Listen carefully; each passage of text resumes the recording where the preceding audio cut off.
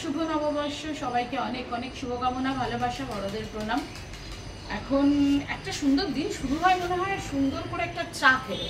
আমি আর আলু এখন একটু চা খাবো। আজকে আমার ভিডিওটা হতে চলেছে খাওয়া দাওয়া নিয়ে, কেননা বাঙালি মানে গুছিয়ে খাওয়া দাওয়া। নববর্ষের ভুড়িভোজ নিয়েই আজকে আমার ভিডিওটা হতে চলেছে। প্লিজ সঙ্গে থাকুন, দেখতে থাকুন। আজকে কি কি আমাদের রন্ধন হলো?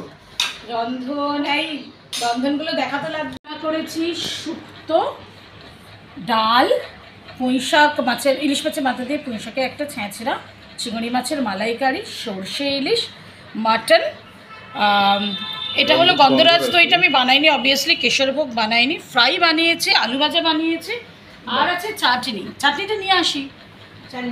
তুমি যে এত কষ্ট করে করেছো সে তো সারা বছর তো মাসির হাতে রান্নাই খাও, একদিন যদি স্পেশাল দিনগুলোতেও না করি তাহলে তোমরা ভাবে কি? সে তো আমার বাড়িতে 4 থেকে 5 জন বামুন ঠাকুরই থাকতো, সেই যুগ ছিল অন্য। কিন্তু আজকালকার এই জেট যুগে এত রান্না করার সময় কোথায়? তো বাঙালি সব হারিয়ে যাওয়া রান্নাগুলোই তুমি করলে। চিংড়ি মাছের মালাইকারি, প্রথমে ফ্রাইটা দিয়েই শুরু করি। হ্যাঁ, আমার দাও তো। বাহ, চাটনিটা বাহ, চাটনি অতীব উত্তম। ফ্রাইটা ভালো হয়েছে, খুবই সুন্দর। একটা কিছু সম্ভব নয় খাওয়া, না সবগুলো কষ্ট করে করেছি, সবগুলো খেতে হবে।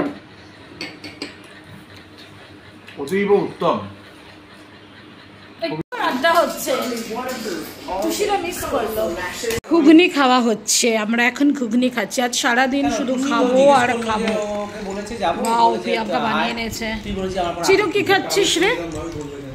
চিনু কি?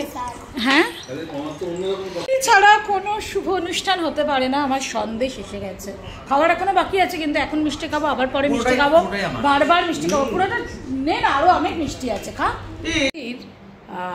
বাঙালি খাবারের পরে মনে হয় চীনেদের খাবার বেশি পছন্দ, তাই ডিনারে আজকে Chinese, mixed fried rice, kung pao chicken আর থাই ফিশ।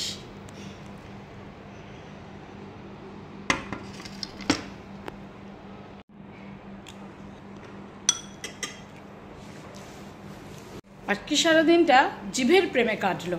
বলেইছিলাম আজকে আমি সারাদিন শুধু খাবো, কেন এই গরমে ঘোরাঘুরি করার থেকে ঘরে বসে ভালো ভালো খাওয়াটা হলো বেস্ট অপশান। দারুণ কাটলো দিনটা। তোমাদের সবার কেমন লাগলো, কেমন কাটলো আজকের দিনটা জানাও, আর সঙ্গে থাকো। আরও একবার শুভ নববর্ষ, সারা বছর সবার ভালো কাটুক।